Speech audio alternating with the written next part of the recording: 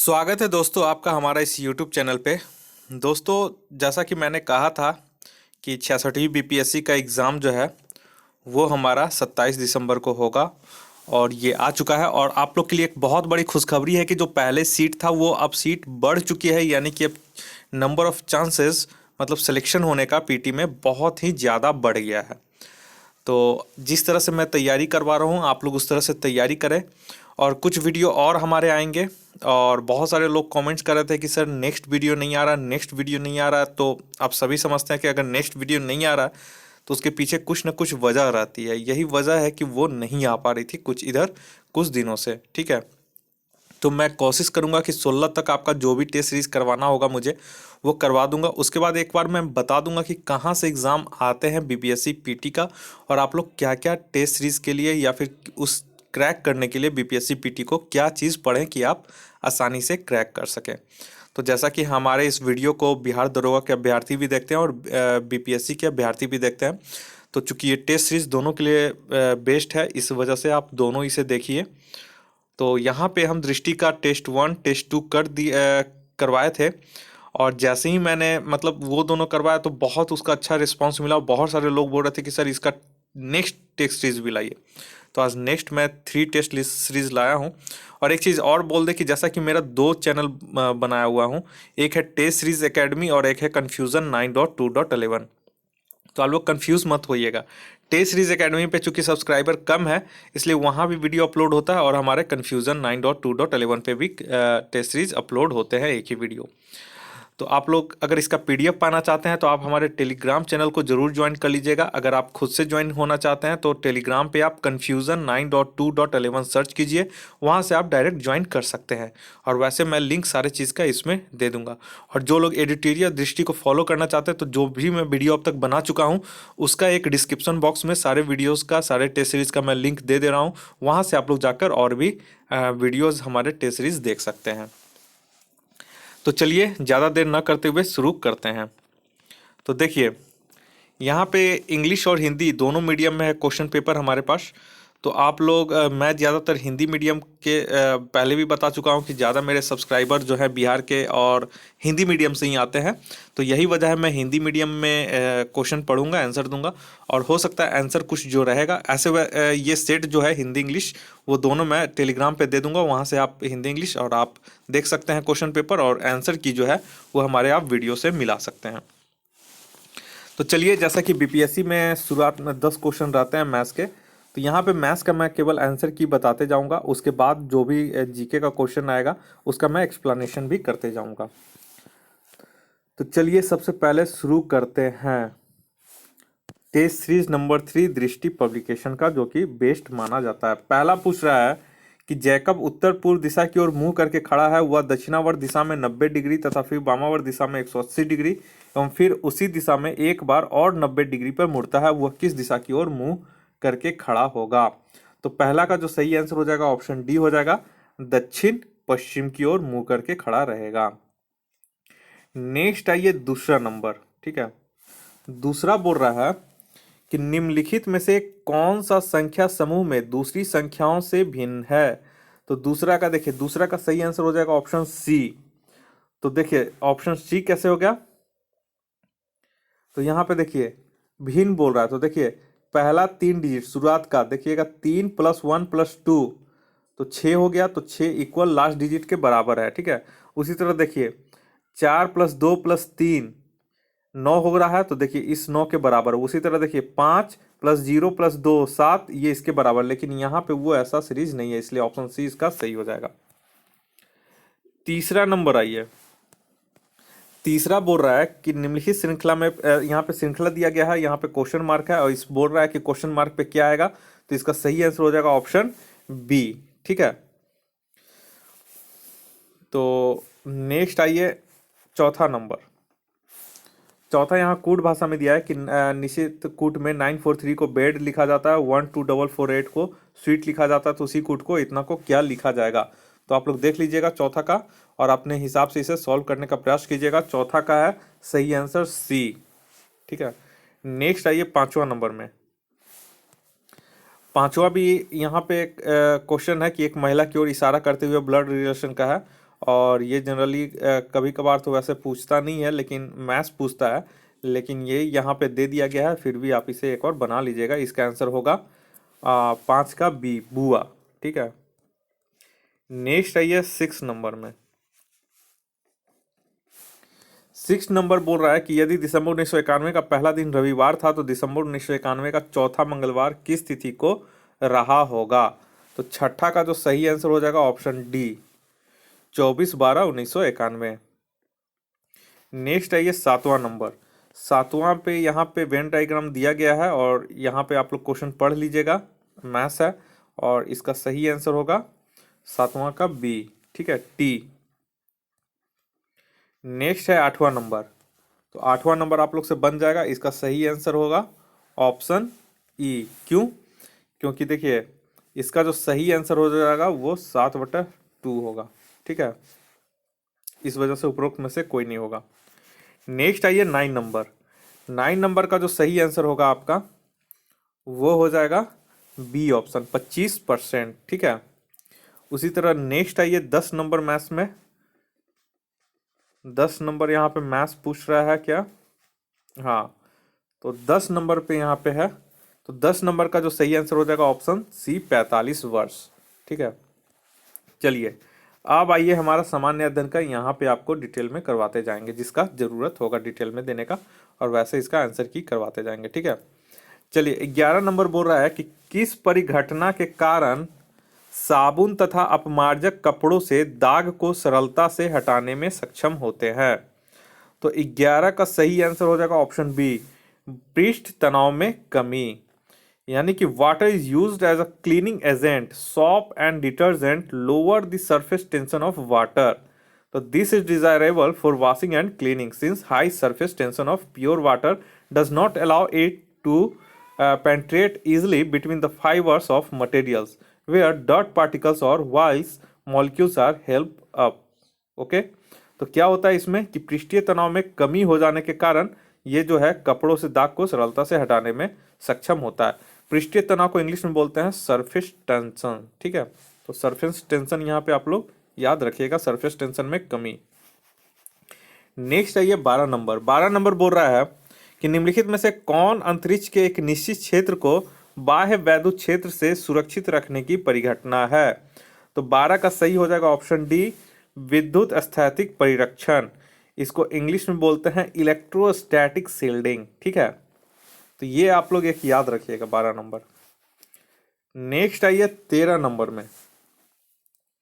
13 number बोल रहा है कि किस तापमान से नीचे कुछ धातु और मिश्र धातु अपनी प्रतिरोधकता पूरी तरह से खो देते हैं। तो इसका सही आंसर हो जाएगा ऑप्शन बी, संक्रमण ताप, और इसको इंग्लिश में बोलते हैं ट्रांजिशन टेम्परेचर। ठीक है, नेक्स्ट आइए 14 नंबर में। 14 बोल रहा है कि एक खगोलीय दूरबीन द्वारा डैश है, उसमें आपको फिल करना है, प्रतिबिंब बनता है। तो 14 का आपका जो सही आंसर हो जाएगा ऑप्शन सी, उल्टा, आभासी और आवर्धित। ठीक है, तो ये आप लोग याद रखिएगा। टेलीस्कोप से हमारा उल्टा, आभासी और आवर्धित मतलब होता है बड़ा। ठीक है, उल्टा मतलब तो आप लोग समझ रहे हैं उल्टा, आभासी मतलब होता है इमेजिनरी। ठीक है, काल्पनिक। ओके, तो ऑप्शन सी इसका सही हो जाएगा। नेक्स्ट आइए 15 नंबर में। 15 बोल रहा है कि क्या होगा यदि जल से भरे एक गिलास में बर्फ का एक टुकड़ा पिघल जाए।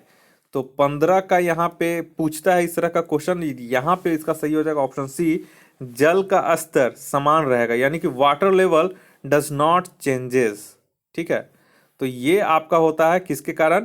तो यहाँ पे आर्किमिडीज प्रिंसिपल यहाँ पे लागू होता है। ठीक है, नेक्स्ट आइए, और आर्किमिडीज प्रिंसिपल क्या बोलता है? The mass of liquid displaced by the floating ice equals to the mass of the object. और यही कारण है कि when an ice cubes melt in a glass of water the water level does not changes as the melted water will occupy exactly the same amount of a space as the ice under the water level of previously occupied। तो ये आप लोग ध्यान में रखिएगा कि यहाँ पे कोई चेंज नहीं होगा। 16 नंबर आइए, ये तो आप लोग बदल सकते हैं, 1 किलो वाट आवर, और ये जनरली हमारे घर में जो बिजली यूनिट वगैरह का होता है तो किलो वाट आवर उसको मेजर करते हैं, ठीक है। तो 16 का सही हो जाएगा ऑप्शन ए 3.6 इंटू, यहाँ पे 10 टू द पावर आपका 6 जूल होगा, ठीक है। तो ये यहाँ पे थोड़ा सा गड़बड़ कर दिया है, 3.6 into 10 to the power 6 joule होगा, ठीक है। आप लोग खुद कन्वर्ट कर सकते हैं, 1 किलो मतलब 1 इंटू 1000 हो गया, और वाट तो इधर हो गया, और सेकेंड हो जाएगा, आवर है तो सेकेंड में कर देंगे तो 3600 सेकेंड, तो 3.6 into 10 to the power 6 watt second हो जाएगा, और इसी को वाट सेकेंड को ही जूल बोलते हैं, ठीक है। नेक्स्ट है ये 17 नंबर जो कि पूछा हुआ है क्वेश्चन। 17 नंबर बोला पटाखों में हरा रंग किसकी उपस्थिति के कारण होता है। तो 17 का सही हो जाएगा ऑप्शन ए बेरियम क्लोराइड। इसमें से आप लोग बेरियम क्लोराइड इसका होता है, ग्रीन फायरवर्क्स में इसका यूज होता है। और अगर पूछ देगा ब्लू फायरवर्क्स में यानी कि पटाखों में पीला रंग किसके कारण होगा, तो वहां पे हो जाता है आपका कॉपर क्लोराइड, ठीक है। और कॉपर क्लोराइड हो जाएगा ब्लू फायरवर्क में, ठीक है। जो ब्लू पटाखा रंग का होता है, जो फटने पे ब्लू कलर देता है वो कॉपर क्लोराइड के कारण। और अगर पीला पटाखा होगा, पीला कलर का फूटने पे रंग देता है तो वो हो जाएगा सोडियम नाइट्रेट, ठीक है ना। और रेड फायरवर्क्स के लिए आप लोग जानते हैं कि स्ट्रोंशियम कार्बोनेट होता है। और ऑरेंज अगर फायरवर्क्स पूछेगा तो कैल्शियम क्लोराइड उसका हो जाएगा आंसर, ठीक है। नेक्स्ट आइए 18 नंबर। 18 बोल रहा है कि किसी धातु को अमलगम कहे जाने के लिए कौन सी घटक आवश्यक है। तो 18 का आपका सही आंसर हो जाएगा ऑप्शन डी पारा या फिर पारद, ठीक है। तो पारा को हम लोग बोलते हैं मरकरी, और ये एक अमलगम के लिए जरूरी कंपोनेंट्स होता है। नेक्स्ट आइए 19 नंबर। 19 बोल रहा है कि कौन सा अम्ल नेत्र धावन का घटक है, ठीक है। तो 19 का आपका सही हो जाएगा ऑप्शन डी बोरिक अम्ल। Boric acid has mild antibiotic properties against fungal और बैक्टीरियल इन्फेक्शन। और ये जो होता है नेत्र धावन मतलब क्या, boric acid ophthalmic for the eyes is used as an eye wash to cleanse और इरिगेट द आईज। मतलब इससे हम आँख उख धोते हैं तो जो भी इन्फेक्शन और बैक्टीरियल इन्फेक्शन होता है या फिर फंगस, उसमें ये सुधार करता है। तो ये वाला बहुत ही अच्छा क्वेश्चन है, ठीक है। बोरिक अम्ल आप लोग याद रखिएगा इसका। नेक्स्ट है ये 20 नंबर में। 20 नंबर बोल रहा है कि भारत में निम्नलिखित में से किन विषैले रसायनों पर प्रतिबंध लगाया गया है जो शरीर के कुछ हार्मोन की नकल करता है, कैंसर की प्रगति को सक्रिय करता है। तो इसका हो जाएगा ऑप्शन बी, ठीक है बिस्फेनॉल ए। इसको शॉर्ट में बोलते हैं BPA is a toxic chemical that is known to mimic a hormone that activates progression of cancer and interferes with the development of the reproductive system, ठीक है। तो hence BPA या फिर bisphenol A. Next आइए 21 number. 21 बोरा helium के नाभिक के घटक कौन से हैं। तो इसका तो सही हो जाएगा ऑप्शन डी 2 प्रोटॉन और 2 न्यूट्रॉन। तो He2 4 करते हैं ना, तो वही है। और कौन से ग्रुप में आते हैं, तो ये 18वें नंबर ग्रुप में आते हैं। और हीलियम जो है एक नोबेल गैस है, ठीक है। नेक्स्ट आइए 22 नंबर।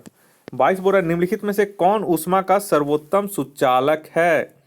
तो यहाँ पे 22 का जो सही आंसर हो जाएगा ऑप्शन सी हो जाएगा पारा। जो भी ऑप्शन में दिया गया है उसके हिसाब से आपको चूज करना है। तो पारा ऊष्मा का सर्वोत्तम सुचालक है, यही वजह है कि थर्मामीटर में हम लोग पारा का यूज करते हैं।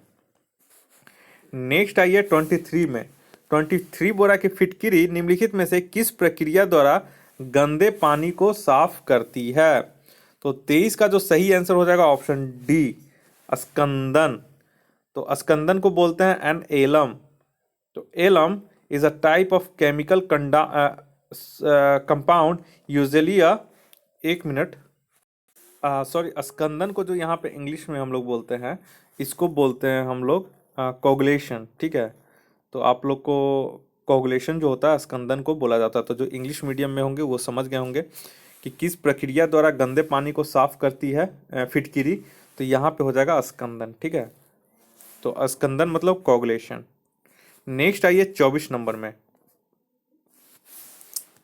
24 बोल रहा है निम्नलिखित में से किसे कास्ट स्पिरिट के रूप में भी जाना जाता है? तो जो 24 का सही आंसर हो जाएगा वो हो जाएगा ऑप्शन ए, मेथिल एल्कोहल। ठीक है, कास्ट स्पिरिट मतलब वुड एल्कोहल या वुड स्पिरिट इसको बोलते हैं। और किसको बोलते हैं? तो यही मिथाइल मेथिल अल्कोहल को, METHYL। ठीक है, मिथिल बोला जाता है या फिर कोई कोई मिथाइल भी बोल देते हैं। तो याद रखिएगा स्पेलिंग जो होता है METHYL। ठीक है, मिथिल एल्कोहल। नेक्स्ट आइए अब 25 नंबर में। 25 नंबर बोल रहा है कि जैव वैद्युत कण संचलन तकनीक का उपयोग किया जाता है। तो 25 का जो सही आंसर हो जाएगा ऑप्शन बी, DNA खंड के पृथक्करण एवं विलगन में। ठीक है, तो इसका जो DNA होता है, तो the cutting of DNA by restriction of endonucleases result in the fragments of DNA. These fragments can be separated by a technique known as gel English में इसको बोलते हैं जेल इलेक्ट्रोफोरेसिस। ठीक है, तो ये आपको याद रखना पड़ेगा। नेक्स्ट आइए 26 नंबर। 26 बोल रहा है कि कोशिका की खोज की थी। तो 26 का आप लोग को बहुत सारे पता होगा, ऑप्शन बी रॉबर्ट हुक ने। और कब इसकी खोज की गई थी? तो 1665 ईस्वी में रॉबर्ट हुक के द्वारा कोशिका की खोज की गई थी। नेक्स्ट आइए 27 नंबर। 27 बोल रहा है एक सामान्य वयस्क मानव में उपलब्ध रक्त की कुल मात्रा होती है। तो 27 का सही आंसर हो जाएगा ऑप्शन सी, 5 से 6 लीटर। और लगभग ये 70 केजी का जो एडल्ट ह्यूमन होता है उसमें 5 से 6 लीटर का ब्लड होता है। 28 नंबर आइए। 28 बोल रहा दिए गए हार्मोन में कौन सा एक पादप हार्मोन नहीं है? तो ये भी पूछा हुआ है। तो 28 का यहाँ हो जाएगा आंसर ई। क्यों? देखिए प्लांट हार्मोन्स कौन कौन से होते हैं? तो यहाँ पे देखिए साइटोकाइनिन, ठीक है, ये होता है प्लांट हार्मोन। ऑक्सिन जो है ये भी प्लांट हार्मोन है। जिब्रेलिन ये भी प्लांट हार्मोन है। और यहाँ पे दिया गया है एथिलीन, ये भी एक तरह का प्लांट हार्मोन है। तो इस वजह से सारे प्लांट हार्मोन है। यहाँ पे पूछा तो नहीं, तो उपरोक्त में से कोई नहीं हो जाता। नेक्स्ट आइए 29 नंबर।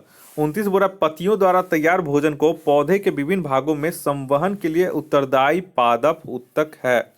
तो यहाँ पे देखिए इसका एक याद करना, लोग जाइलम फ्लोएम में जनरली कंफ्यूज करते हैं। तो 29 का जो हो जाएगा पत्ती मतलब फ्लोएम। ठीक है, जाइलम देखिए जाइलम मतलब जड़। अगर जल पानी बोलेगा, खनिज बोलेगा, तो यहाँ पे जाइलम हो जाएगा। यानी जाइलम से जड़ याद रखिए कि जड़ से ऊपर जाएगा। ठीक है, और फ्लोएम मतलब पत्ती से संवहन होगा। ठीक है, और जाइलम से जड़ से संवहन होगा। तो जड़ से संवहन होने वाला जल हो जाएगा। जाइलम से जड़ मतलब जाइलम से जड़ हो गया, तो इसका मतलब हम समझ जाएंगे कि जल हो जाएगा, खनिज हो जाएगा, ये सब जाइलम से संवहन करेगा यानी कि जड़ से। और फ्लोएम जो होता है वो पौधे के पत्तियों के भाग से संवहन करता है।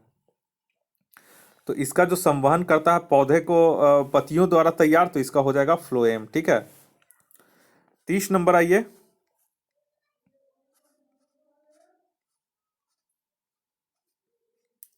तीस नंबर बोला कि फलों का स्वाद मीठा होता है। तो इसका सही आंसर हो जाएगा option E, fruits contains 2 types of sugar. पहला फ्रक्टोज एंड ग्लूकोज। तो यहाँ पे देखिए ग्लूकोज और फ्रक्टोज दोनों होगा, इसलिए उपयुक्त में से एक से अधिक इसका आंसर हो जाता। ठीक है, नेक्स्ट आइए 31 नंबर। 31 बोल रहा है कि कभी कभी समाचारों में देखे जाने वाले शब्द एनोस्मिया और एग्यूसिया संबंधित है। ये क्वेश्चन पूछता है एनोस्मिया और एग्यूसिया संबंधित है, तो आपको ये पता रखना पड़ेगा कि ये एक्चुअली में है क्या। तो इसका सही आंसर हो जाएगा ऑप्शन ए, क्रमशः गंध और स्वाद की हानि से। यानी एस्मोनिया, यहाँ पे अगर एस्मोनिया होगा तो anosmia also known as smell blindness. तो anosmia is the partial or complete loss of the sense of smell. तो एनोस्मिया में व्यक्ति को क्या हो जाता है कि वो स्मेल का सेंस खो बैठता है। ठीक है, उसको स्मेल आता ही नहीं है।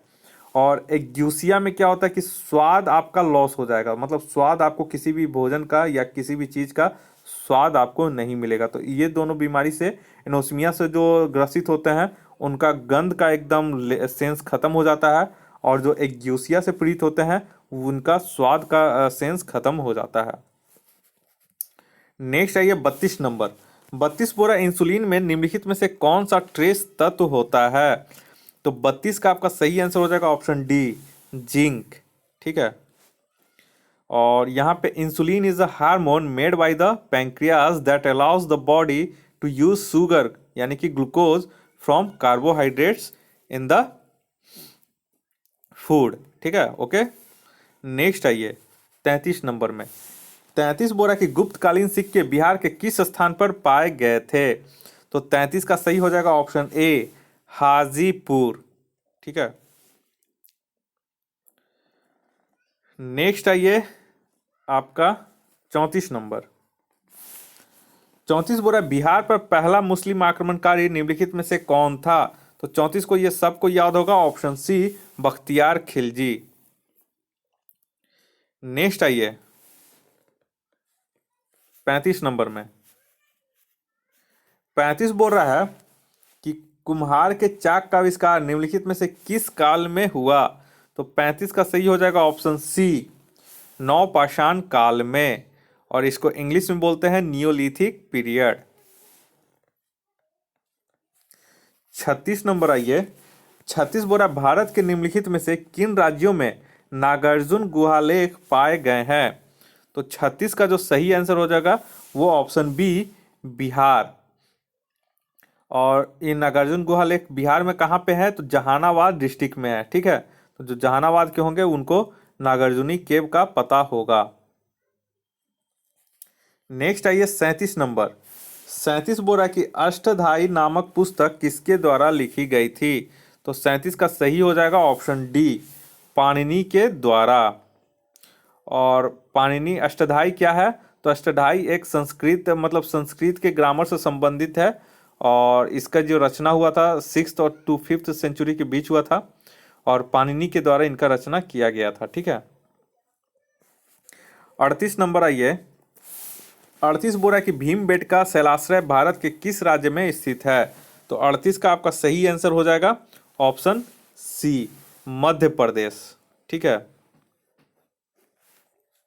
नेक्स्ट आइए 39 नंबर। 39 बोरा की जैन धर्म में यह माना जाता है कि जगत सार्वभौमिक द्वारा सृजित और चलायमान है। तो ये क्या है? तो इसका हो जाएगा 39 का आपका सही आंसर हो जाएगा ऑप्शन ए, नियम। तो जगत सार्वभौमिक नियम द्वारा सृजित और चलायमान है, तो यहाँ पे सही फील हो जाता नियम। ठीक है, ऑप्शन ए सही हो जाएगा। नेक्स्ट आइए 40 नंबर। 40 नंबर बोल रहा है कि निम्नलिखित में से किसके शासनकाल के दौरान हेन सांग भारत आया था? तो 40 का सही हो जाएगा ऑप्शन डी, हर्षवर्धन के शासनकाल में। और हेन सांग क्या था? ये एक चाइनीज बुद्धिस्ट था। ठीक है। 41 नंबर आइए। 41 बोरा की निम्नलिखित में कौन सा मंदिरों का सही कालानुक्रम है? तो 41 का आपका सही आंसर हो जाएगा ऑप्शन बी, पहले तटीय मंदिर, फिर लक्ष्मण मंदिर, फिर मोढेरा सूर्य मंदिर, फिर कामाख्या मंदिर। द सोर टेम्पल कहाँ है? तो महाबलीपुरम में है। ठीक है। और इसका स्थापना किया थे नरसिंह वर्मन द्वितीय ने, और इसको ऑल्सो नॉन एज राजा सिम्हा। ठीक है। नरसिम्हा वर्मन द्वितीय को किस नाम से और जाना जाता है? तो राजा सिम्हा के नाम से भी जाना जाता है। और उसके बाद है लक्ष्मण मंदिर। लक्ष्मण मंदिर आपका खजुराहो में है। ठीक है, तो ये खजुराहो का है। नेक्स्ट आइए। नेक्स्ट है आपका मोढेरा सूर्य मंदिर, यानी the sun temple of Modhera. ये आपका कहाँ बना गया था? ये किसके द्वारा बनाया गया था? तो ये बनाया गया था आपका राजा भीमदेव प्रथम के द्वारा 11th सेंचुरी में। ठीक है। और ये सोलंकी डिनेस्टी का है आपका। और नेक्स्ट है कामाख्या मंदिर। ये तो आप लोग जानते होंगे, असम में है टेम्पल। ठीक है, ये एक तरह का शक्ति पीठ है। ठीक है। नेक्स्ट आइए 42 नंबर में। 42 नंबर बोल रहा है कि भारत में सिंधु घाटी सभ्यता का सबसे पूर्वी स्थल कौन सा है? तो 42 का सही का आंसर हो जाएगा ऑप्शन डी, आलमगीरपुर। तो यहाँ पे जो आपका 42 नंबर है वो बोल रहा है कि भारत में सिंधु घाटी सभ्यता का सबसे पूर्वी स्थल कौन सा है? तो इसका सही आंसर हो जाएगा ऑप्शन डी, आलमगीरपुर। और ये आलमगीरपुर कहाँ है? तो ये उत्तर प्रदेश राज्य में है, मेरठ डिस्ट्रिक्ट में, उत्तर प्रदेश के मेरठ डिस्ट्रिक्ट में ये लोकेटेड है। नेक्स्ट आइए 43, बोल रहा है कि दारा सिकोह किस सूफी सिलसिले का अनुयायी था? तो 43 का सही हो जाएगा ऑप्शन ए, कादरी सिलसिले का ये अनुयायी था। ठीक है। नेक्स्ट आइए 44 नंबर में। 44 आपका बोल रहा है कि किस मुगल सम्राट ने अपने साम्राज्य में तंबाकू के उपयोग को प्रतिबंधित किया था? तो ये बहुत बार पूछा हुआ है। तो 44 का सही हो जाएगा ऑप्शन डी, जहांगीर ने। तो यहाँ पे एक इम्पॉर्टेंट एक्सप्लेनेशन है कि जो पुर्तगीज थे वो फर्स्ट बार टोबैको का इंट्रोड्यूस किया गया था इंडिया में। ठीक है। तो इंडिया में किसने लाया टोबैको को, यानी कि तंबाकू को? तो पुर्तगीज लोग लाए थे। कितना ईस्वी में? तो 1605 ईस्वी में Portuguese introduce tobacco in India. Okay. और उसके बाद ये कॉमन मैन में पॉपुलर हो गया था। और जो जहांगीर था वो एक ऑर्डर पास किया था और 1617 ईस्वी में इस पे बैन लगा दिया था। नेक्स्ट आइए 45 नंबर में। 45 बोल रहा है कि पानीपत का तृतीय युद्ध कब हुआ था? तो इसका सही आंसर हो जाएगा ऑप्शन सी, 1761 ईस्वी में। तो the third battle of Panipat took place on 14 जनवरी 1761, यानी कि 14 जनवरी 1761 ईस्वी को हुआ था। और पानीपत कहाँ है? तो यहाँ पे दिल्ली से आपका नॉर्थ में 60 माइल्स यानी कि 95.5 किलोमीटर दूर स्थित है। ठीक है। नेक्स्ट आइए 46 नंबर। 46 बोल रहा है कि घोड़े की नाल की आकृति के मेहराब का प्रयोग पहली बार किस इमारत में हुआ था? तो 46 का सही आंसर हो जाएगा ऑप्शन बी, अलाई दरवाजा। तो the horse arch was first introduced in Alai Darwaza which is magnificent gateway build by Alauddin Khilji in 1311। ठीक है। तो ये आप लोग, और it is a part of Alauddin Khilji extension of the Quwwatul Islam mosque, यानी कि मस्जिद का ही एक एक्सटेंशन था। नेक्स्ट आइए 47 नंबर में। 47 बोल रहा है कि निम्नलिखित व्यक्तित्वों में से किसे कव्वाली का जनक माना जाता है? तो 47 का सही आंसर हो जाएगा ऑप्शन सी, अमीर खुसरो। और ये बहुत ही इंपॉर्टेंट क्वेश्चन है, अगर आप लोग नहीं जानते होंगे तो इसे नोट कर लें। तो अमीर खुसरो को ऑल्सो बोला जाता था, क्या बोला जाता था? Father of qawwali. और he was a Sufi and an innovator who contributed to the evolution of qawwali. तो कव्वाली कब गाया जाता था? वो कहा जाता था कि वो गॉड के लिए कव्वाली वहाँ गाया जाता है, गॉड की प्रार्थना की जाती है कव्वाली में। ठीक है। तो 48 नंबर आइए। 48 बोल रहा है कि मध्यकाल के दौरान निम्नलिखित में से कौन त्रिपक्षीय संघर्ष के भागीदार नहीं थे? तो 48 का सही आंसर हो जाएगा ऑप्शन ए, चोल। तो आप लोग याद रखिएगा कि 8th सेंचुरी एडी में कंट्रोल करने के लिए किसको, कन्नौज पे कंट्रोल करने के लिए त्रिपक्षीय युद्ध हुआ था, जिसमें कौन कौन शामिल थे? तो उसमें जो शामिल हुए थे वो पालास थे, यानी कि द प्रतिहार्स एंड द राष्ट्रकूट। और तो यहाँ पे देखिए राष्ट्रकूट है, पाल है और प्रतिहार है।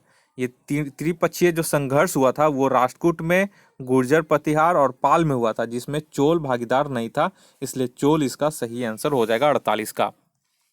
नेक्स्ट आइए 49 नंबर में। 49 में बोल रहा है कि निम्नलिखित में से किसने गुलरुखी उपनाम का उपयोग किया था? तो ये भी एक इम्पॉर्टेंट क्वेश्चन है, इसका सही आंसर हो जाएगा ऑप्शन ई। क्यों? तो देखिए सिकंदर लोधी जो था वो गुलरुखी के उपनाम का उपयोग किया था। तो यहाँ पे सिकंदर लोधी कोई नहीं है ऑप्शन में, इसलिए ये यहाँ पे उपरोक्त में से कोई नहीं होगा। तो गुलरुखी क्या है? गुलरुखी एक मतलब पर्शियन लैंग्वेज है। ठीक है। तो ये आप लोग यहाँ पे याद रखिएगा। सिकंदर लोधी कौन था? तो सन ऑफ बहलोल लोधी था, and he is the real name and his real name was Nizam Khan. और सिकंदर लोदी आपका पूछा हुआ था क्वेश्चन इस बार ईएसआई में। आगरा का जो he founded the city of Agra in 1504 and transferred his capital from Delhi to Agra. तो ये सब कुछ सिकंदर लोदी के बारे में तथ्य है। नेक्स्ट है ये 50 नंबर में। 50 आपका बोल रहा है कि निम्नलिखित में से किस से संबंधित संवैधानिक प्रावधानों को संसद में विशेष बहुमत के माध्यम से संशोधित किया जा सकता है। तो 50 का आपका सही आंसर हो जाएगा ऑप्शन सी, मौलिक अधिकार। नेक्स्ट आइए 51 नंबर में। 51 बोल रहा है कि निम्नलिखित में से किस मामले में सर्वोच्च न्यायालय ने माना कि एक दया याचिका के निपटारे में सरकार की ओर से हो रही देरी के आधार पर एक कैदी की मृत्युदंड की सजा उम्र कैद में परिवर्तित हो सकती है। तो 51 का इसका सही आंसर हो जाएगा ऑप्शन ए, शत्रुघ्न चौहान बनाम भारत संघ। और ये केस था आपका 2014 का केस था। नेक्स्ट आइए 52 नंबर में। 52 बोला निम्नलिखित में से कौन संसद के दोनों सदनों की संयुक्त बैठक की अध्यक्षता नहीं कर सकता है। तो आपका 52 के इसका जो सही आंसर हो जाएगा ऑप्शन ई। तो joint sitting is an extraordinary machinery provided by the constitution to resolve a deadlock between the two houses over the passage of a bill. ठीक है, तो यहाँ पे एक चीज देखिए, यहाँ पे नहीं बोल रहा है बैठक की अध्यक्षता नहीं कर सकता है। तो यहाँ पे देखिए आपका, तो यहाँ पे जो नहीं कर सकता वो राज्यसभा का अध्यक्ष और जो राष्ट्रपति है, ये संसद के दोनों सदनों की संयुक्त बैठक की अध्यक्षता नहीं करता है। तो इस वजह से 2 हो जाता है, इसलिए उपरोक्त में से एक से अधिक इसका आंसर होगा, क्योंकि राज्यसभा अध्यक्ष और राष्ट्रपति संसद की दोनों सदनों की संयुक्त बैठक की अध्यक्षता नहीं करता है। ठीक है, नेक्स्ट आइए अब हमारा 53 में। 53 बोला निम्नलिखित में से कौन सा मौलिक अधिकार भारतीय नागरिकों के लिए तो उपलब्ध है परंतु विदेशियों के लिए नहीं। ये बहुत बार ये पूछा हुआ है और आप लोग को अब इतना पूछा गया है कि आप लोग को याद हो जाएगा। तो 53 का सही हो जाएगा ऑप्शन ए, वाक एवं अभिव्यक्ति की स्वतंत्रता। ठीक है, तो ये आपका जो है विदेशियों के लिए उपलब्ध नहीं है। नेक्स्ट आइए 54 नंबर में। 54 आपका बोल रहा है कि भारतीय संविधान के अनुसार न्यायिक समीक्षा की शक्ति निम्नलिखित में से किसमें निहित है। तो 54 का जो आपका सही आंसर हो जाएगा वो हो जाएगा ऑप्शन ई। तो ऑप्शन ई हो जाएगा। तो ऑप्शन ई क्यों होगा? क्योंकि सर्वोच्च न्यायालय और उच्च न्यायालय दोनों को न्यायिक समीक्षा की शक्ति प्राप्त है, इसलिए उपरोक्त में से एक से अधिक इसका आंसर हो जाएगा। नेक्स्ट है ये 55 नंबर। 55 बोला संविधान का कौन सा भाग देश में निर्वाचन के प्रावधानों से संबंधित है। तो 55 का हो जाएगा आपका ऑप्शन डी, X5 मतलब 15 है, भाग 15। और आर्टिकल्स कितना हो जाएगा? तो 324 से लेके 329 अनुच्छेद तक इसका वर्णन है। नेक्स्ट है ये 56 नंबर में। 56 बोला संविधान के निम्नलिखित में से कौन से प्रावधान राज्य के नीति निर्देशक तत्व हैं। तो यहाँ पे 56 का आपका जो सही आंसर हो जाएगा ऑप्शन सी हो जाएगा। अंतर्राष्ट्रीय शांति एवं सुरक्षा को बढ़ावा देना ये राज्य के नीति निर्देशक तत्व के विषय हैं। नेक्स्ट है ये 57 नंबर में। 57 बोल रहा है आपका कि निम्नलिखित में से किस रीट का अर्थ प्राधिकृत या वारंट द्वारा है। तो 57 का सही हो जाएगा आपका ऑप्शन ए, अधिकार परीक्षा। तो ये रीट है एक तरह का। तो कितने तरह का रीट होते हैं? तो यहाँ पे आपके 5 तरह के रीट होते हैं। एक होता है हैबियस कॉर्पस जिसका मतलब होता है to have the body of. ठीक है। दूसरा रीट होता है मैंडमस जिसका अर्थ होता है वी कमांड। और तीसरा है प्रोहिबिशन जिसका मतलब होता है टू फॉरबिड। और चौथा जो है उसका नाम है रीट का सेरिटरी जिसका मतलब होता है टू बी सर्टिफाइड। और पांचवा जो है उसका है को वारंटो जिसका मतलब होता है बाय व्हाट अथॉरिटी और वारंट। तो उसी को अधिकार परीक्षा को ही यहाँ पे इंग्लिश में क्यों वारंटो बोला जाता है। तो ये आप लोग याद रखिएगा। नेक्स्ट है ये 58 में। 58 बोल रहा है आपका निम्नलिखित में से किसका उल्लेख संसद की नियम प्रक्रिया में नहीं किया गया है? तो 58 का सही आंसर हो जाएगा ऑप्शन बी। शून्यकाल का जो वर्णन है वो संसद की नियम प्रक्रिया में नहीं जोड़ा गया है। ठीक है, शून्यकाल हम बोल रहे हैं, शून्यकाल। और एक होता है आपका क्वेश्चन आवर और एक होता है जीरो आवर। तो यही शून्यकाल को जीरो आवर बोलते हैं। और क्वेश्चन आवर जो होता है the first hour of every parliamentary sitting is called question hour. और जीरो आवर होता है it is an informal device available to the member of the parliament to raise matters without any prior notice. It is not mention in rules of procedure, hence B is our right correct answer. Okay, next है ये 59 में। 59 बोल रहा है कि निम्नलिखित में से कौन सा निकाय आंग्ल भारतीय समुदाय के लिए संवैधानिक एवं अन्य कानूनी संरक्षोपाय से संबंधित मामलों की जांच करता है और राष्ट्रपति को इसकी रिपोर्ट प्रस्तुत करता है? तो 59 का आपका सही आंसर हो जाएगा ऑप्शन बी, राष्ट्रीय अनुसूचित जाति आयोग, यानी कि the national commission for scheduled caste. Next आइए 60 नंबर में।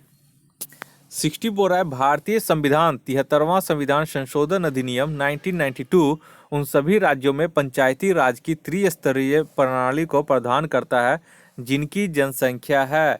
तो 60 का सही हो जाएगा ऑप्शन बी, 20 लाख से अधिक। नेक्स्ट आइए आपका, और ये आर्टिकल 243 बी में है वर्णन इसका। ठीक है, तो याद रखिएगा इसका इसका जो आर्टिकल है, अनुच्छेद जो है 243 बी, वो भी याद रखिएगा कि इसमें वर्णन किया गया है। नेक्स्ट है ये 61 नंबर। 61 बोला निम्नलिखित में से कौन बिहार का पहला मुख्यमंत्री था? तो 61 का सही हो जाएगा ऑप्शन सी, श्री कृष्ण सिंह। और ये कब बने थे? तो 21 अक्टूबर 1887 से लेके 31 जनवरी 1961 तक ये थे। और इनको श्री बाबू के नाम से भी जाना जाता था। और the first chief minister of Bihar, तो यहाँ पे इनका मतलब, सॉरी एक चीज़ मैंने यहाँ पे मिस्टेक कर दिया था। श्री कृष्ण सिन्हा का जो जन्म काल था वो था 21 अक्टूबर 1887 और मृत्यु इनका हुआ था 31 जनवरी 1961 को। ठीक है, और श्री कृष्ण सिन्हा को श्री बाबू के नाम से जाना जाता था। और ये जो थे the first chief minister of Bihar थे। तो यहाँ पे आप लोग एक चीज़ ध्यान रखिएगा कि इसका, इसलिए ऑप्शन सी इसका सही आंसर है। तो श्री कृष्ण सिंह आप लोग हमेशा याद रखिएगा। और श्री कृष्ण सिन्हा इसको, और इनको बोला जाता था क्या? Architect of modern Bihar. तो यहाँ पे ये भी पूछा जाता है कि आर्किटेक्ट ऑफ मॉडर्न बिहार के नाम से कौन प्रसिद्ध थे? तो यहाँ पे भी श्री कृष्ण सिंह का नाम आता है। ओके, नेक्स्ट आइए आपका 62 नंबर। 62 में बोल रहा है कि बिहार विधानसभा में अनुसूचित जातियों के लिए कितनी सीटें आरक्षित हैं? तो 62 का इसका सही आंसर हो जाएगा ऑप्शन बी, 38। अनुसूचित जाति बोल रहा है यहाँ पे। ठीक है, और वैसे प्रेजेंट में कितने हैं बिहार में लेजिस्लेटिव असेंबली के सीट? तो 243 है, जिसमें से 242 seats are directly elected through a state election and 1 member of the Anglo Indian community is nominated by the governor. तो बहुत लोग बोलते हैं अगर निर्वाचित बोलेगा तो 242 हो जाएगा, क्योंकि वो निर्वाचित सीट से आते हैं। एक तो मनोनयन करते हैं तब जाके टोटल सीट अगर बोलेगा तो 243 यहाँ पे हो जाता है, जिसमें आपका 38 सीट रिजर्व है किसके लिए? शेड्यूल कास्ट के लिए। और 2 सीट जो है वो रिजर्व है आपका शेड्यूल ट्राइब्स के लिए। तो ये एक इम्पॉर्टेंट इसमें तथ्य है। नेक्स्ट आइए 63 में। 63 बोल रहा है बिहार राज्य में ग्राम कचहरी का गठन कितनी अवधि के लिए किया जाता है? तो 63 का सही हो जाएगा ऑप्शन सी, 5 वर्ष के लिए। ठीक है, नेक्स्ट आइए 64। 64 बोल रहा है कि मगध प्रमंडल का मुख्यालय है। तो 64 का आपका सही आंसर हो जाएगा ऑप्शन नंबर डी, गया। 65 आइए, 65 बोल रहा है प्रधानमंत्री द्वारा ई गोपाला ऐप लॉन्च किया गया है। तो ये किससे संबंधित है? तो 65 का सही हो जाएगा ऑप्शन ई, क्योंकि इसमें से कोई भी इसका ऑप्शन मैच नहीं कर रहा है। इसका सही है कि e Gopala app is comprehensive breed improvement market place and information portal for the direct use of farmers. Sorry, तो इसलिए इसका मतलब इम्प्लीमेंट करने के लिए मार्केट प्लेस को और इन्फॉर्मेशन देने के लिए डायरेक्ट पोर्टल यहाँ पे लॉन्च किया गया है फार्मर के लिए। तो ये उससे संबंधित है, ठीक है, एक डिजिटल प्लेटफॉर्म है। नेक्स्ट आइए 66 में। 66 बोल रहा है कि निम्नलिखित में से किस मंत्रालय ने जया जेटली टास्क फोर्स का गठन किया है। तो 66 का सही आंसर हो जाएगा ऑप्शन सी, महिला एवं बाल विकास मंत्रालय, यानी कि the ministry of women and child development constituted the Jaya Jaitly task force in June 2020। Hence C is our right answer. Next आइए 67 में। 67 बोल रहा है निम्नलिखित में से किसके द्वारा विश्व निवेश रिपोर्ट 2020 जारी किया जाता है। तो 67 का सही आंसर हो जाएगा ऑप्शन ए, व्यापार एवं विकास पर संयुक्त राष्ट्र सम्मेलन के द्वारा, यानी कि the world investment report 2020 was released by the United Nations Conference on Trade and Development, यानी कि अंकटाड इसी को बोला जाता है। तो कभी अगर अंकटाड का फुल फॉर्म बोल दे तो अंकटाड का फुल फॉर्म होता है United nation conference on trade and development. तो ये भी आप लोग याद रखिएगा। और it focuses on trends in foreign direct investment FDI world wide, यानी कि एफडीआई पे ये फोकस करता है वर्ल्ड वाइड, ठीक है, वर्ल्ड वाइड लेवल पे एफडीआई को ये फोरकास्ट करता है। नेक्स्ट आइए 68 नंबर में। 68 बोल रहा है कि किस राज्य से तेलिया रुमाल तकनीक को जीआई टैग मिला है। तो ये भी बहुत इंपॉर्टेंट क्वेश्चन है आपका। तो 68 का सही हो जाएगा ऑप्शन डी, तेलंगाना, ठीक है। और ये एक हैंडलूम टेक्निक है तेलिया रुमाल, ठीक है। नेक्स्ट आइए 69 में। 69 बोल रहा है कि विश्व संस्कृत दिवस 2020 किस तिथि को मनाया गया। तो 69 का सही आंसर हो जाएगा ऑप्शन बी, 3 अगस्त को। तो 3 अगस्त को यह मनाया गया है विश्व संस्कृत दिवस। नेक्स्ट आइए, नेक्स्ट है 70 नंबर। 70 बोल रहा है निम्नलिखित में से कौन सा देश आर्टिफिशियल इंटेलिजेंस पर ग्लोबल पार्टनरशिप का सदस्य नहीं है। तो 70 का हो जाएगा ऑप्शन ई। ऑप्शन ई क्यों होगा, क्योंकि तो देखिए the global partnership on artificial intelligence, यानी कि GPAI या फिर GPA इसको बोला जाता है, is an international and multinational stake holder initiative to guide the responsible development and use of artificial intelligence. और इसमें कौन कौन से लोग शामिल हैं, तो और ये एक तरह का फर्स्ट इनिशिएटिव है दिस टाइप, ठीक है। और इसमें शामिल है, इसके फाउंडिंग मेंबर्स जो हैं उसमें है आपका देखिए ऑस्ट्रेलिया, कनाडा, जापान, ठीक है। तो जापान तो यहाँ पे दिया हुआ है, बोरा सदस्य नहीं है, तो जापान है। उसके बाद देखिए ऑस्ट्रेलिया, कनाडा और यूरोपियन यूनियन में है फ्रांस, जर्मनी, उसके बाद इटली, उसके बाद जापान, उसके बाद द रिपब्लिक ऑफ कोरिया, उसके बाद है मैक्सिको, ठीक है। उसके बाद है आपका यूनाइटेड किंगडम और इसके बाद है इंडिया, भारत। यानी कि इसमें जितने हैं ये सभी शामिल हैं। और यहाँ पे हमारा नहीं पूछ रहा है, तो नहीं पूछ रहा है तो उपरोक्त में से कोई नहीं होता। 71 नंबर आइए। 71 हाल ही में ओसोवॉग पद समाचारों में था, यह संबंधित है। तो ओसोवॉग क्या है, तो यहाँ पे 71 का सही हो जाएगा ऑप्शन बी, एक सामान्य ग्रिड के माध्यम से सौर ऊर्जा के उपयोग एवं हस्तांतरण से संबंधित ये शब्द है, ठीक है। और इसका फुल फॉर्म क्या होता है ओसोवॉग का, one sun one world one grid. तो इसी को बोलते हैं ओसोवॉग को, इसी को शॉर्ट फॉर्म में, इसीलिए ये वर्ड जो था ये बहुत ही समाचार पद में ये रहा था। नेक्स्ट आइए 72 नंबर। 72 बोला कि स्वच्छ सर्वेक्षण रिपोर्ट 2020, यानी कि अगस्त 2020 में जारी किया गया। तो स्वच्छ सर्वेक्षण रिपोर्ट 2020 अगस्त 2020 में जारी की गई थी। यह सर्वेक्षण कौन सा संस्करण था। तो इसका जो 72 का जो सही आंसर हो जाएगा वो हो जाएगा ऑप्शन सी, 5वां संस्करण। और Swachh Survekshan 2020 report has been launched by the union minister of housing and urban affairs, ठीक है। और it is the 5th edition of the annual cleanliness urban survey. ठीक है, नेक्स्ट आइए 73 नंबर में। 73 बोल रहा है legend of Suhel Dev the king who saved India पुस्तक किसने लिखी थी? तो 73 का सही आंसर हो जाएगा आपका ऑप्शन बी, अमीश त्रिपाठी ने। नेक्स्ट आइए 74 नंबर। 74 बोल रहा है कि द पोरिजो पुल का निर्माण भारत के किस राज्य में किया गया था? ये इस तरह का एक क्वेश्चन हमेशा देता है। इसका हो जाएगा ऑप्शन डी, अरुणाचल प्रदेश में। और कौन से नदी पे? तो इसका हुआ है सुबानसिरी रिवर पे। ठीक है, तो ये आप लोग याद रखिएगा।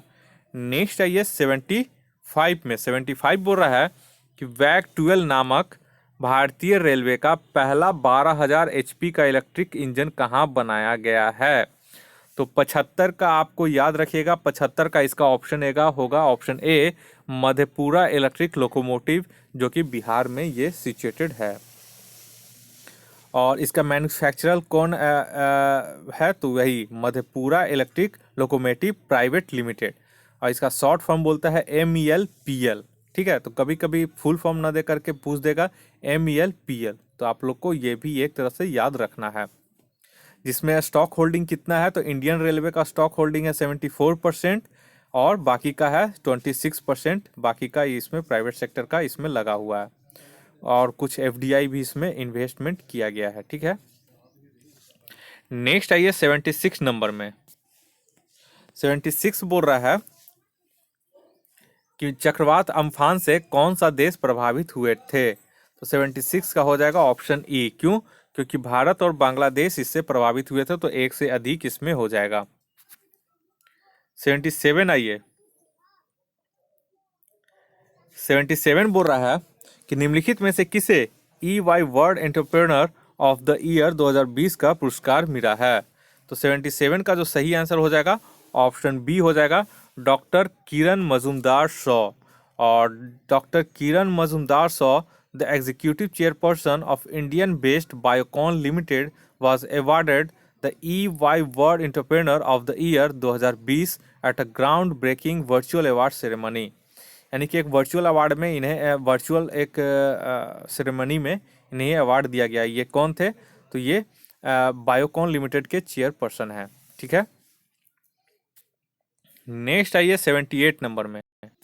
78 बोल रहा है कि जॉन पोम्बे मूंगफली को कहाँ का राष्ट्रपति मुग्गुफुली है सॉरी जॉन पोम्बे मुग्गुफुली को कहाँ का राष्ट्रपति नियुक्त किया गया था? तो 78 का सही आंसर हो जाएगा ऑप्शन ए, तंजानिया का। नेक्स्ट आइए 79 नंबर में। 79 बोल रहा है कि वर्तमान में भारत का मुख्य चुनाव आयुक्त कौन है? तो 79 का इसका सही आंसर हो जाएगा option D, Sunil Arora. Next आइए 80 नंबर में। 80 बोल रहा है कि संघाई सहयोग संगठन SCO, सामूहिक सुरक्षा संधि संगठन CSTO और राष्ट्रमंडल के स्वतंत्र राज्यों CIS के रक्षा मंत्रियों की संयुक्त बैठक कहाँ आयोजित हुई? तो 80 का इसका सही आंसर हो जाएगा ऑप्शन ए, मॉस्को रूस में। ठीक है, नेक्स्ट आइए अब 81 नंबर में। 81 बोल रहा है कि सितंबर 2020 में आयोजित इटालियन ओपन महिला वर्ग किसने जीता है?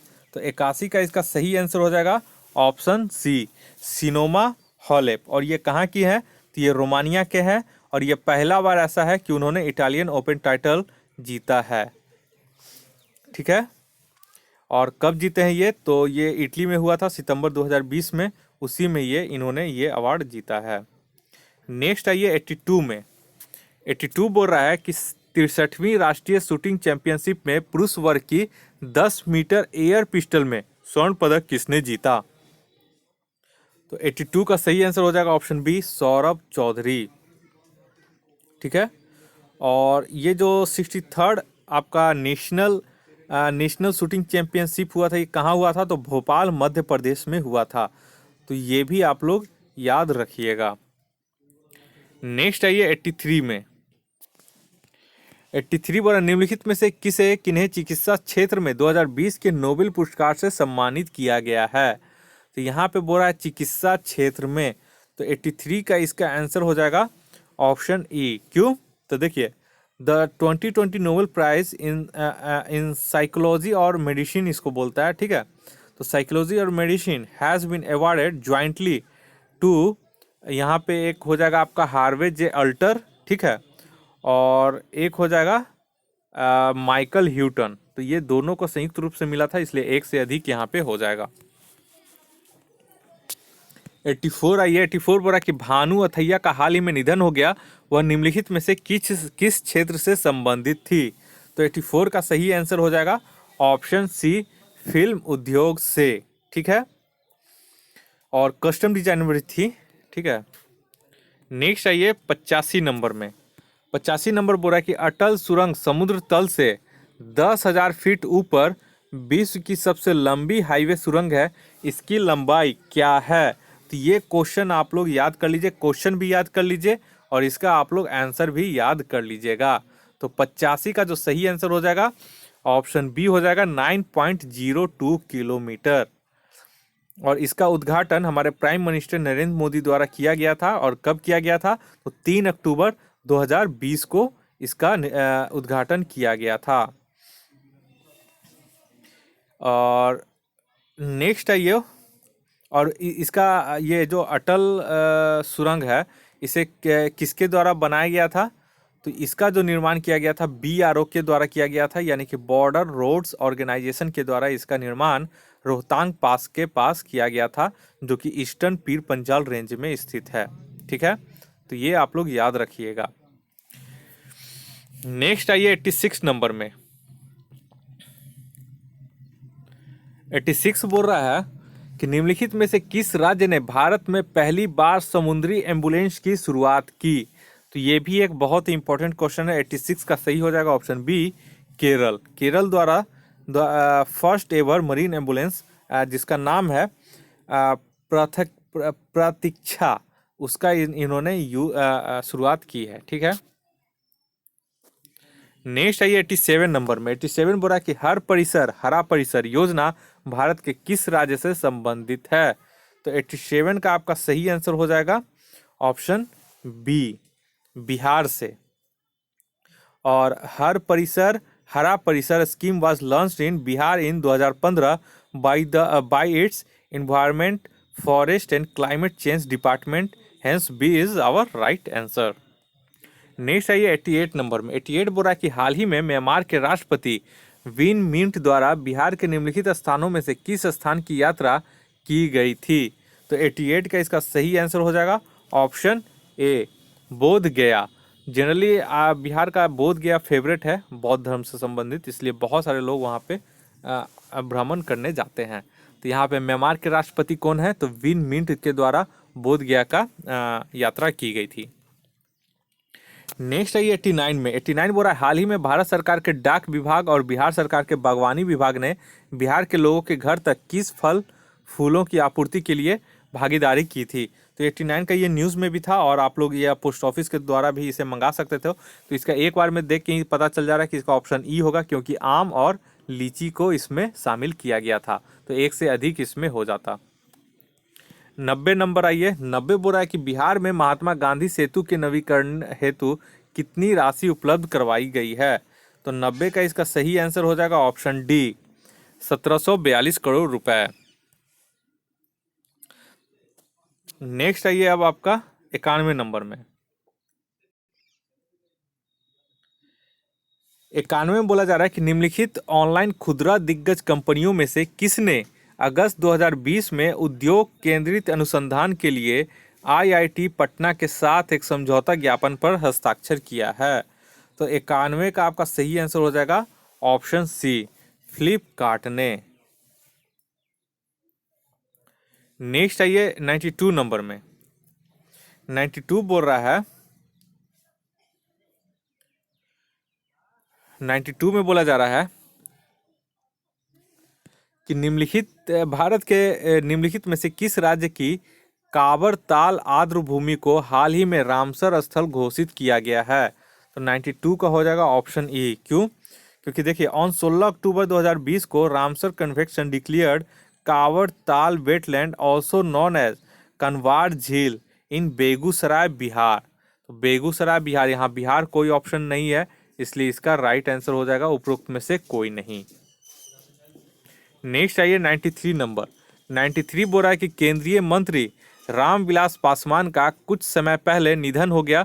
उनकी मृत्यु से पहले वह किस केंद्रीय मंत्रालय के प्रमुख थे? तो 93 का आपका सही हो जाएगा ऑप्शन सी, उपभोक्ता मामले खाद्य एवं सार्वजनिक वितरण मंत्रालय के वो केंद्रीय मंत्रालय के प्रमुख थे। यानी कि इंग्लिश में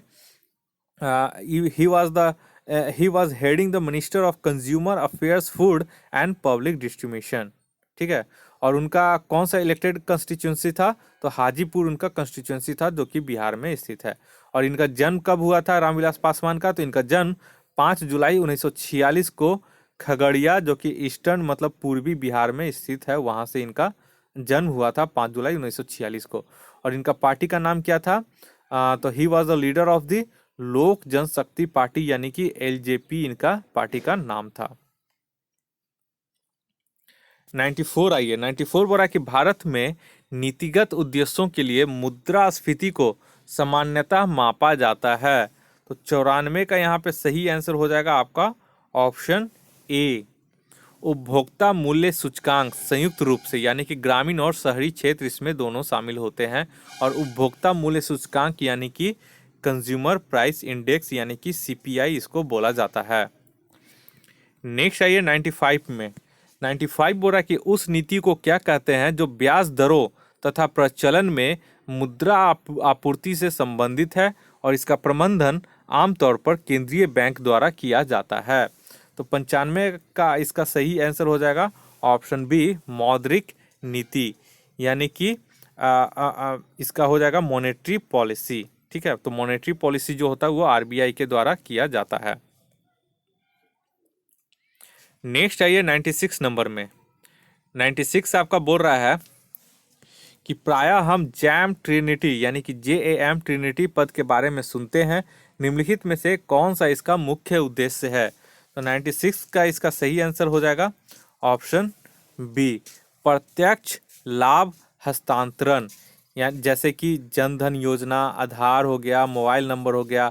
जैम ट्रिनिटी के द्वारा इसका एब्रिविएशन होता है, मतलब एक तरह का इसमें 3 चीज़ शामिल है। जैम ट्रिनिटी अगर बोलेगा तो इसका मतलब आप समझ जाइए जनधन योजना का बात कर रहा है, आधार का बात कर रहा है और मोबाइल का बात कर रहा है। वो ये 3 चीज़ के बारे में अगर बोलना हुआ तो एक बार में आप बोल सकते हैं जैम ट्रिनिटी। ठीक है,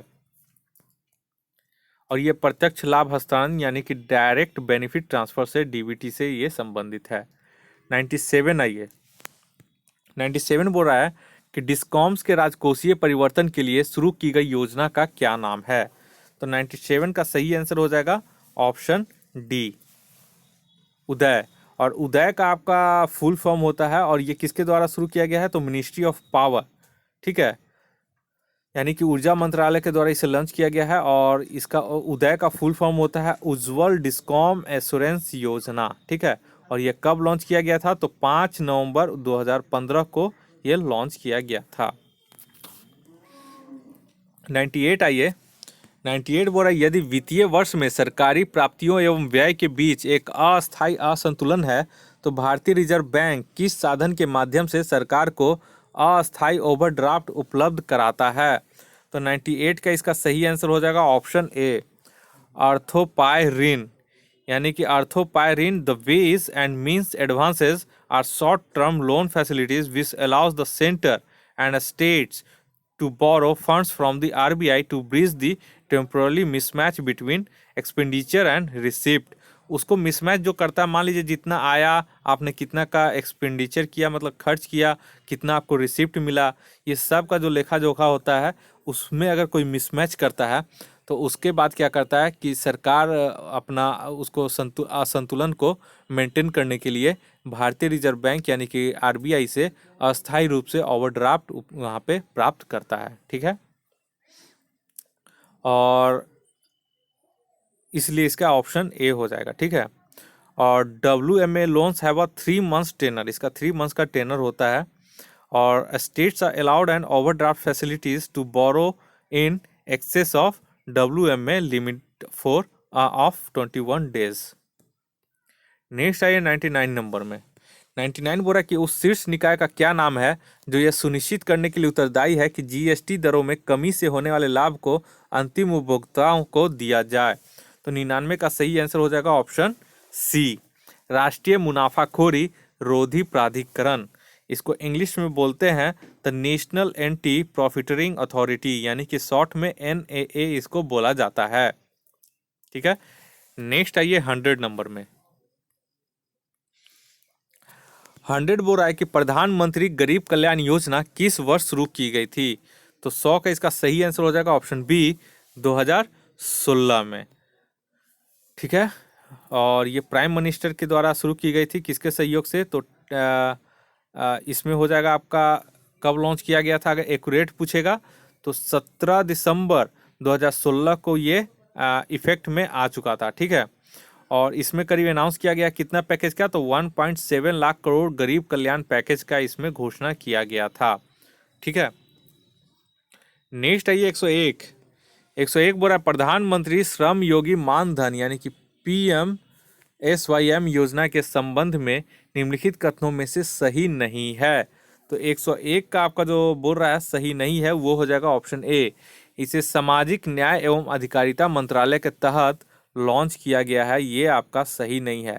इसे लॉन्च किया गया है प्राइम मिनिस्टर के द्वारा under the ministry of labour and employment के द्वारा। ठीक है, तो ये आप लोग ये ध्यान रखिएगा, तो ये सही नहीं है। 102 नंबर आइए। 102 बोला निम्नलिखित में से कौन से बहुयामी गरीबी सूचकांक का संकेतक नहीं है। ये इंपॉर्टेंट क्वेश्चन है, आप लोग इसे जरूर नोट कीजिएगा।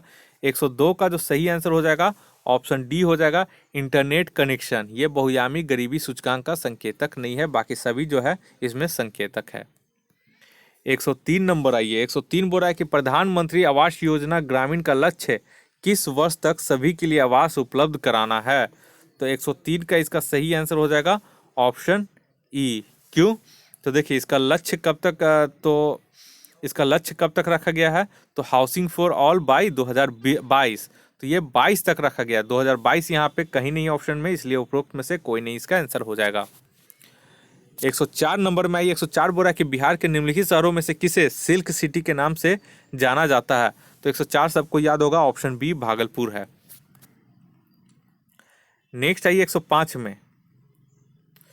105 बोल रहा है कि कुशल युवा प्रोग्राम नामक एक अनूठा कौशल प्रशिक्षण कार्यक्रम किस राज्य द्वारा शुरू किया गया है। ठीक है, तो 105 का सही आंसर हो जाएगा आपका ऑप्शन डी, बिहार के द्वारा। और ये कब शुरू किया गया है, तो ये 2 अक्टूबर 2016 से ये शुरू किया गया है। नेक्स्ट आइए 106 नंबर।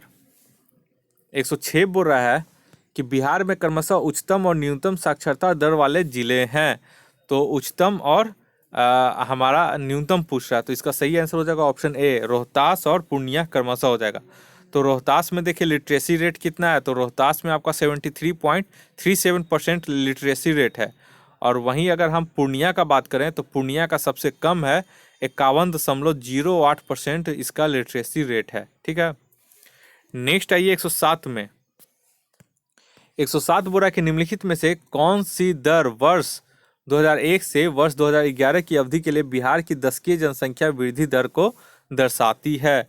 तो 107 भी बहुत इंपॉर्टेंट है, इसका सही हो जाएगा ऑप्शन सी, 25.07%। ठीक है, और ये अगर पूछेगा 1991 से 2001 के बीच में, तो इसमें हुआ था दशकीय वृद्धि 28.62% हुआ था।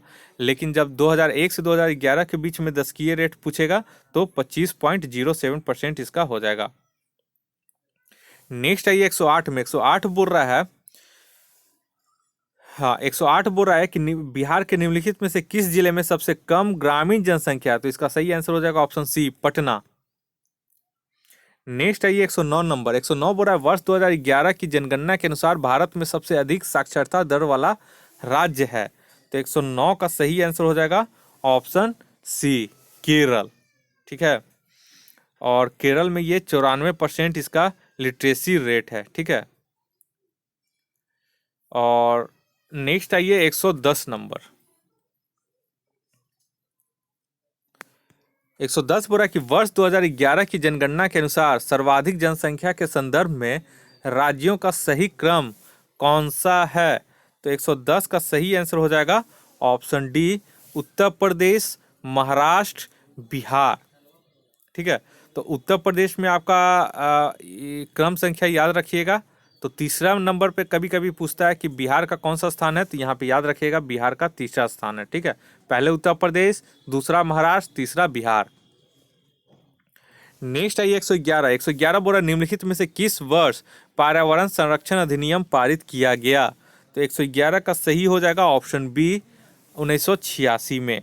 तो the environment protection act was enacted in 1986 with the objective of providing for the protection and improvement of the environment. Okay, 112 आइए। 112 बोल रहा है कि संयुक्त राष्ट्र पर्यावरण कार्यक्रम का मुख्यालय कहाँ अवस्थित है?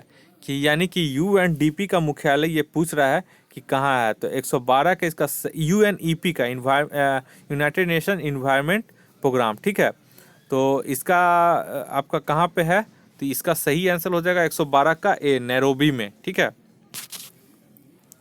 नैरोबी यानी कि केन्या में। ठीक है, 113 आइए। 113 बोल रहा है कि अपघटक प्रकृति के डैश हैं क्योंकि वह पौधे और जानवरों के शवों में यानी कि उनके लाश में पाए जाने वाले कार्बनिक पदार्थों का अपघटन करते हैं।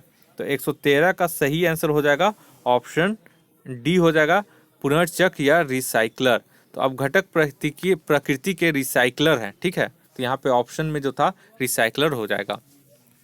114 ये 114 बोल रहा है कि निम्नलिखित भारतीय पक्षियों में से कौन सा गंभीर रूप से लुप्त प्राय नहीं है? गंभीर रूप से लुप्त प्राय नहीं है, यहाँ पे गंभीर रूप से पूछ रहा है। ठीक है, तो 100 मतलब कि हाईएस्ट रिस्क कैटेगरी में आता है, तो उसमें पूछ रहा है कि कौन सा इसमें से हाईएस्ट रिस्क कैटेगरी में नहीं है। तो 114 का हो जाएगा ऑप्शन ई। क्यों?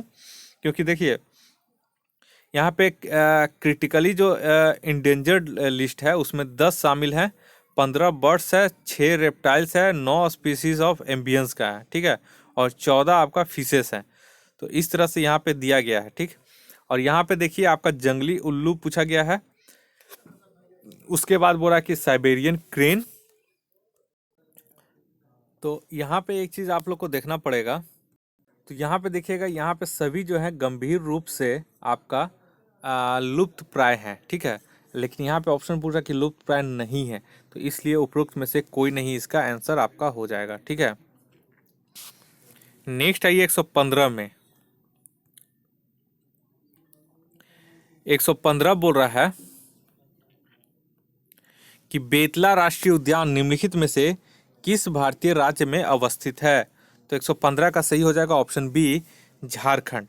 और झारखंड का कहाँ है? ये छोटा नागपुर के क्षेत्र में ये है, लातेहार डिस्ट्रिक्ट में है। ठीक है, तो ये आप लोग याद रखिएगा, कई बार झारखंड न दे करके लातेहार दे देगा, तो आप लोग इसे याद रखिएगा। 116 ये 116 बोल रहा है कि निम्नलिखित में से कौन गोंडवाना लैंड का हिस्सा नहीं है? तो 116 का इसका सही आंसर हो जाएगा ऑप्शन ई। क्यों? तो देखिए गोंडवाना लैंड में आपका आ जाएगा कौन कौन?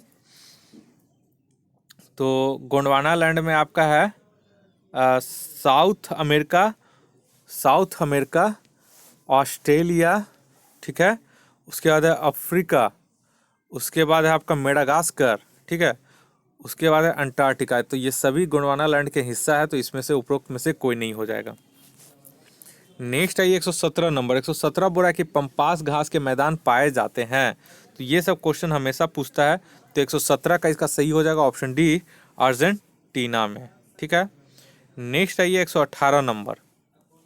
118 बोल रहा है कि ट्रांस ह्यूमन शब्द का क्या अर्थ है? तो इसका हो जाएगा ऑप्शन सी। ऑप्शन सी इसका सही आंसर हो जाएगा। ठीक है, तो 118 का सी हो जाएगा लोगों के साथ पशुधन का मौसमी पलायन, इसको बोलते हैं ट्रांस ह्यूमंस।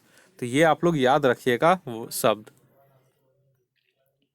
नेक्स्ट आइए 119 नंबर। 119 बोला निम्नलिखित में से कौन सी परत वायुमंडल की सबसे ऊपरी परत है?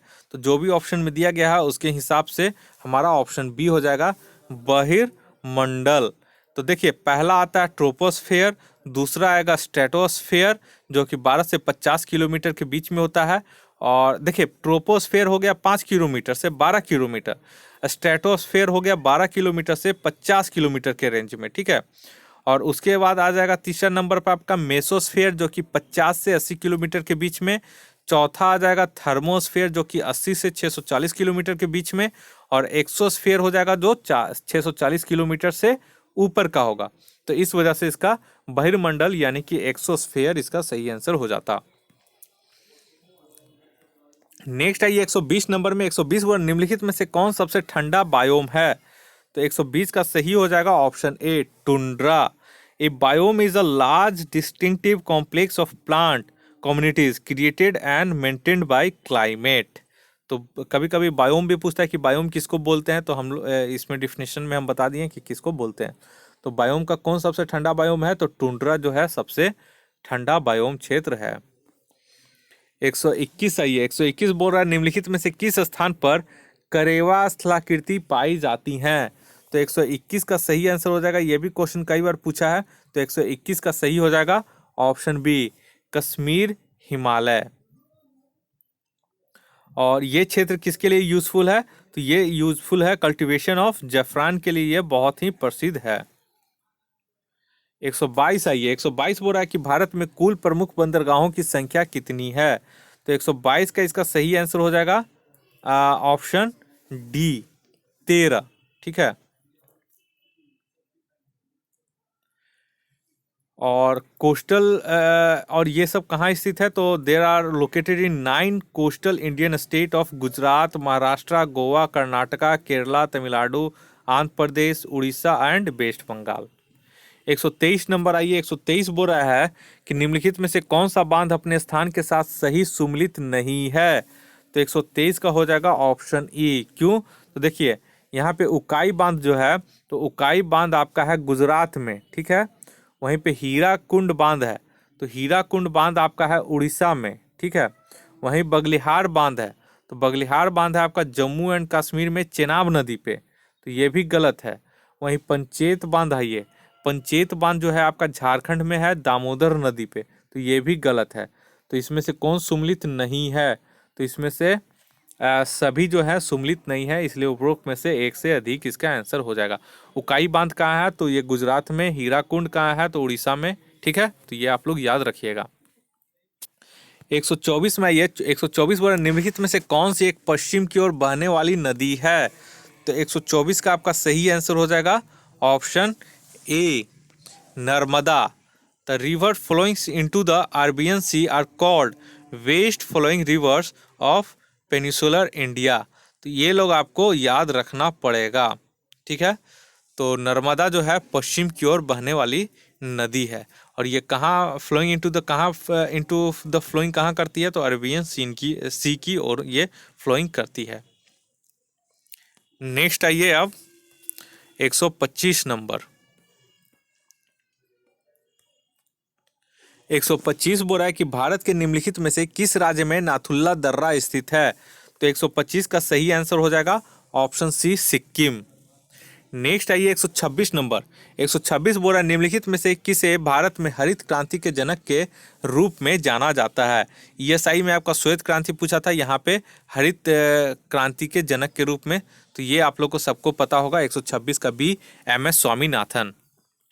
127 आइए। 127 बोल रहा है कि मानव विकास की अवधारणा प्रस्तुत की गई थी। तो 127 का सही आंसर हो जाएगा ऑप्शन डी डॉक्टर महबूब उल हक के द्वारा, ठीक है।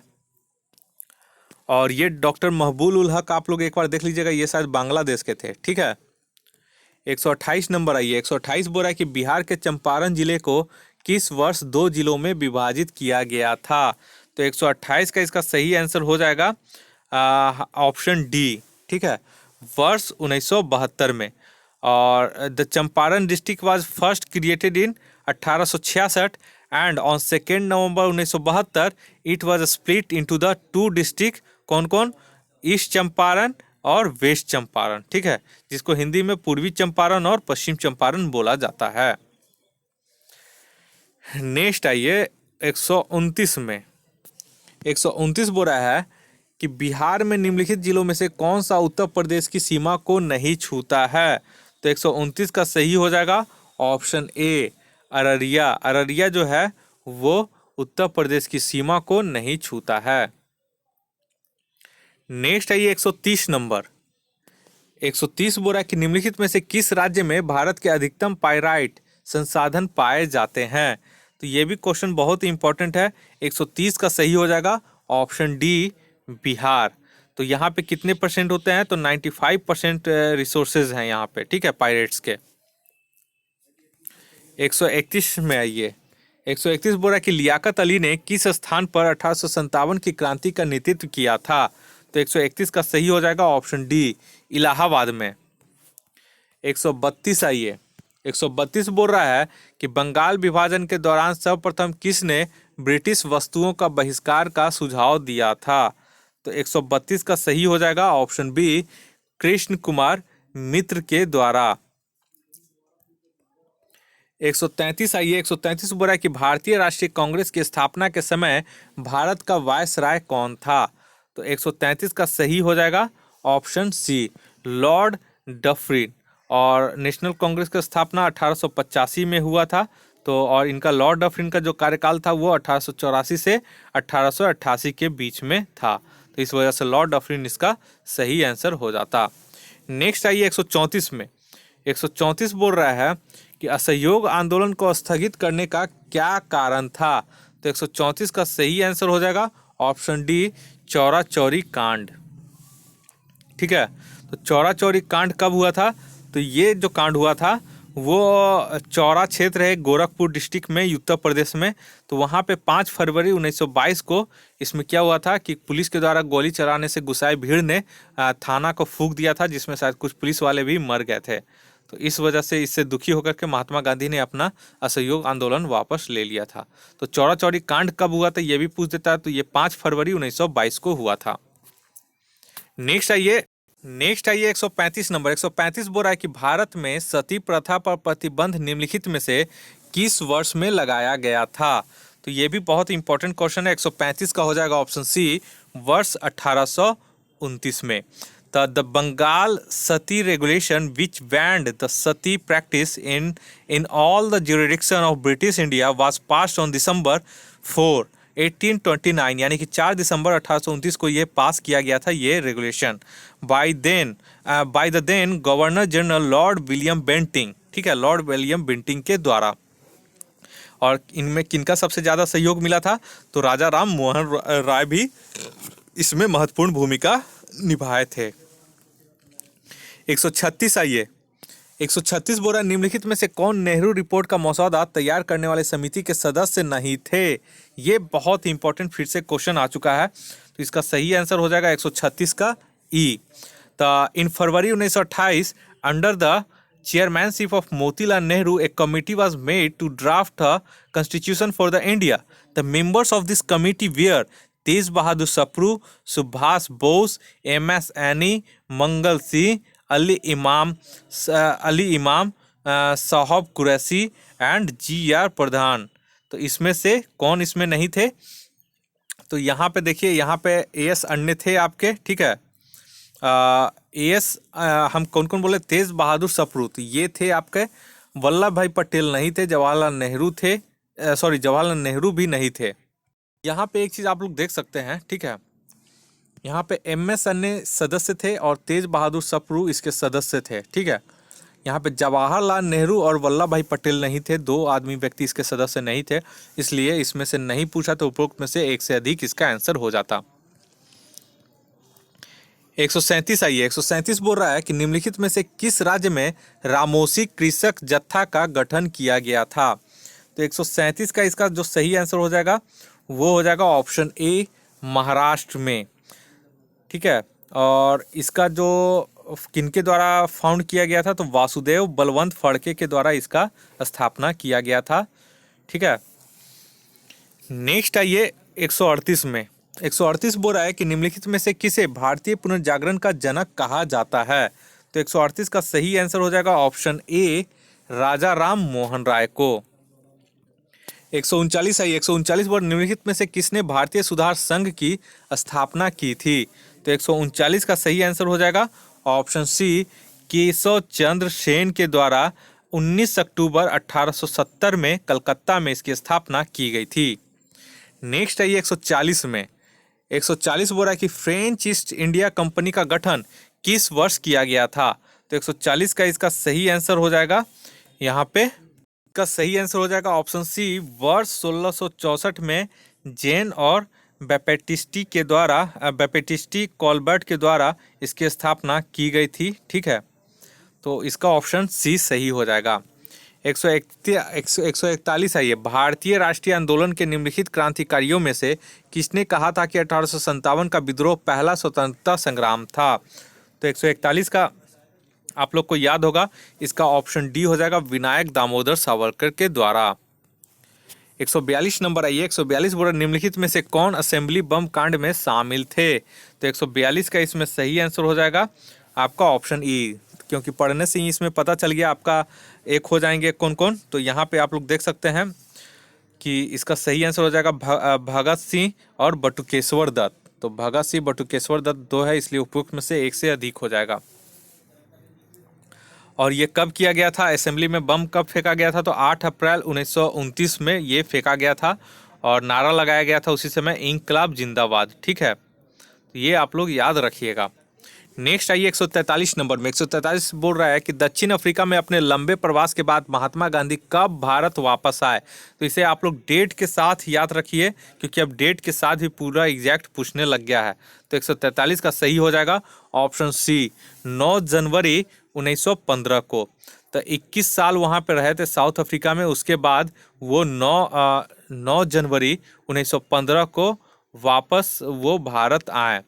ठीक है, और यहाँ पे एक चीज़ याद रखिएगा, उनका जो he received a Kesar A Hind gold medal in the Kings birthday honours list of 1915।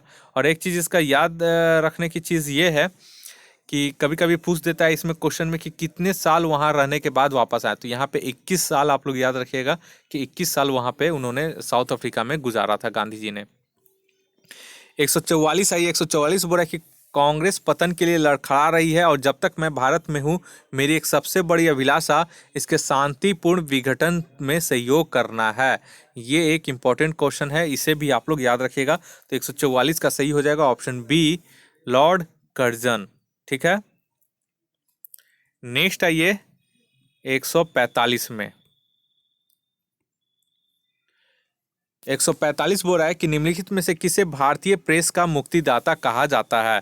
तो ये तो सबको याद होगा, इसका सही हो जाएगा ऑप्शन ए, चार्ल्स मेटकाफ्का। और इसका कार्यकाल था 1834 से 1836 के बीच में। नेक्स्ट आइए 146 नंबर। 146 बोल रहा है कि निम्नलिखित स्थानों में से किस स्थान को नियंत्रण में लेने से हो उपद्रव उत्पन्न हुआ। तो 146 का सही आंसर हो जाएगा ऑप्शन डी, सिंहभूम।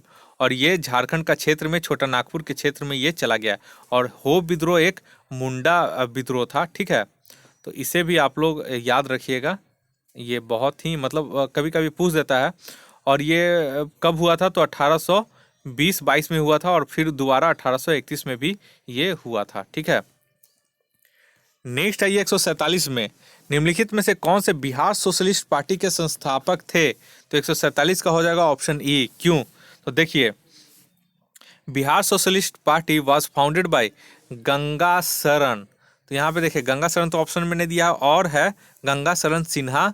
उसके बाद है रामकृष्ण बेनीपुरी, जो कि यहाँ पे ऑप्शन में हुआ है। उसके बाद है रामनंदा मिश्रा, रामनंदा मिश्र यहाँ भी ऑप्शन में दिया हुआ है। उसके बाद है इन 1931 में। ठीक है, तो यहाँ पे एक से अधिक हो जाएगा, इसलिए उपरोक्त में से एक से अधिक इसके संस्थापक होंगे। तो कौन कौन, राम वृक्ष बेनीपुरी और रामानंद मिश्रा इसका सही आंसर हो जाएगा। ठीक है, और उसके बाद फिर है, उसके बाद क्या हुआ कि 1934 में, ये 1931 का हम बात कर रहे हैं। ठीक है, बिहार सोशलिस्ट पार्टी का जो गठन हुआ था 1931 में, और 1934 में जयप्रकाश नारायण के द्वारा इसे कन्वर्ट किया गया था, एक मीटिंग उसमें अंजुमन इस्लामिया हॉल पटना में, और वहाँ पे फॉर्मली औपचारिक रूप से इसका इनॉग्रेशन किया गया था। बिहार कांग्रेस सोशलिस्ट पार्टी के नाम से इसका औपचारिक रूप से इनॉग्रेटेड किया गया था। और इसका फर्स्ट प्रेसिडेंट बने थे 1934 वाले में आचार्य नरेंद्र देव बने थे, ठीक है। और जयप्रकाश नारायण वाज इसके सेक्रेटरी, जनरल सेक्रेटरी बनाए गए थे। तो ये आप लोग याद मत कीजिएगा, अगर औपचारिक पूछेगा तो 1934 और ऐसे पूछेगा तो 1931 इसका सही आंसर होगा। नेक्स्ट है 148 में। 148 बोल रहा है कि भारत में निम्नलिखित में से किस राज्य में विदेशिया नृत्य किया जाता है। ये बहुत ही अच्छा क्वेश्चन है, बहुत बार पूछ चुका है। तो ये हो जाएगा ऑप्शन बी, बिहार। जो फर्स्ट टाइम इस क्वेश्चन को देख रहे हैं उन्हें थोड़ा सा दिक्कत होगा, लेकिन जो क्वेश्चन मिल चुका है वो अब आप लोग याद रखिएगा, बिहार से। 149 आइए, बिहार की राजकीय वृक्ष कौन सी है। तो 149 का सही हो जाएगा आपका आंसर ए, ठीक है, पीपल। नेक्स्ट आइए 150 नंबर और दृष्टि टेस्ट 66वीं बीपीएससी टेस्ट सीरीज का तीसरा टेस्ट सीरीज है, उसका आखिरी क्वेश्चन। 150 नंबर क्वेश्चन पूछ रहा है कि निम्नलिखित में से किस नदी को बिहार का शोक कहा जाता है। ये सबको पता होगा। बिहार का शोक आपको 150 का जो है कोसी को बोला जाता है, ठीक है। ऑप्शन बी इसका सही होगा, यानी कि सौरो ऑफ बिहार भी इसको बोला जाता है। तो अगर कहीं कोई क्वेश्चन में आपको लग रहा है कि मिस्टेक मैंने कर दिया है तो कृपया करके उस क्वेश्चन को कमेंट बॉक्स में हमें ज़रूर बताएं कि कौन सा क्वेश्चन आपको लग रहा है कि गलत इसमें किया गया है। अगर आप हमारे चैनल पर नए हैं तो कृपया करके आप हमारे चैनल को जल्द से जल्द सब्सक्राइब कर लें, इस यूट्यूब चैनल को। और इसका अगर पीडीएफ पाना चाहते हैं तो उसका मैं टेलीग्राम चैनल पे पीडीएफ देता हूं, वहां से आप लोग ज्वाइन कर सकते हैं। तो टेलीग्राम चैनल का भी लिंक मैं अपने चैनल डिस्क्रिप्शन बॉक्स में दे दूंगा, वहां से आप लोग डायरेक्ट ज्वाइन हो जाइए। और जो ऐसे मैनुअल ज्वाइन होना चाहते हैं वो अपने टेलीग्राम चैनल पे सर्च कीजिए confusion 9.2.11, उसके बाद आप लोग सर्च कर दें। तो दोस्तों कुछ वीडियो और मैं बनाऊंगा इसे टेस्ट सीरीज से रिलेटेड, क्योंकि एग्ज़ाम बहुत नज़दीक है। और ये भी मैं बताऊंगा कि आप लोग सेल्फ स्टडीज़ के रूप में कैसे आप लोग सेल्फ स्टडीज़ करके लाभ कमा सकते हैं। और बहुत सारा वैसे भी मैं टेस्ट सीरीज वहाँ पे ऑफलाइन अपने टेलीग्राम चैनल पे दे रहा हूँ, तो वहाँ से जुड़कर भी आप बहुत सारे इंस्टीट्यूट का टेस्ट सीरीज आप दे सकते हैं। तो इस वीडियो को देखने के लिए आप लोग का बहुत बहुत शुक्रिया। आपका दिन मंगलमय हो। धन्यवाद।